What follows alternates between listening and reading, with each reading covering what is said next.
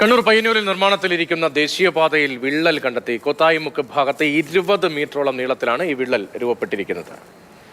കൂടുതൽ വിവരങ്ങളുമായി ഫെലിക്സ് ചേരുന്നുണ്ട്. ഫെലിക്സ്, എപ്പോഴാണ് ഈ വിള്ളൽ ശ്രദ്ധയിൽപ്പെട്ടത്? എന്താണ് ഏറ്റവും പുതിയ വിവരം?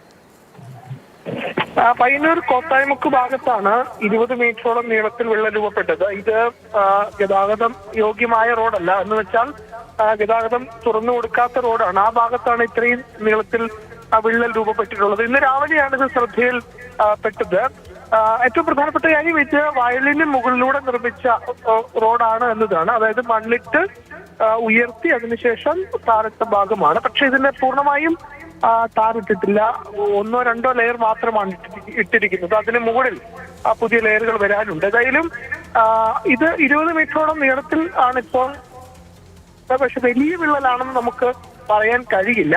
ഏതായാലും ഇതിന് എന്താണ് ഇത് സംബന്ധിച്ചുള്ള പരിശോധനകൾ നടത്തണം എന്നതാണ് നാട്ടുകാരടക്കമുള്ളവർ ആവശ്യപ്പെടുന്നത്. അതായത് കണ്ണൂർ ജില്ലയിൽ നേരത്തെ ഈ രീതിയിലുള്ള വലിയ വിള്ളൽ നമ്മൾ ശ്രദ്ധയിൽപ്പെട്ടിരുന്നില്ല. പക്ഷെ ആദ്യമായാണ് പയ്യന്നൂരിൽ കോത്തായിമുക്ക് എന്ന ഭാഗത്ത് ഇത്രയധികം നീളത്തിൽ ഇപ്പോൾ വിള്ളൽ കണ്ടിട്ടുള്ളത്. വലിയ പ്രതിഷേധം പ്രതിപക്ഷ പാർട്ടികളുടെ ഭാഗത്തിനടക്കം ഉയരുന്നുണ്ട്. ഫെലിക്സ് ആണ് വിവരങ്ങൾ നൽകുന്നത്. കണ്ണൂർ പയ്യന്നൂരിലാണ് നിർമ്മാണത്തിലിരിക്കുന്ന ദേശീയപാതയിൽ വിള്ളൽ വന്നിരിക്കുന്നത്.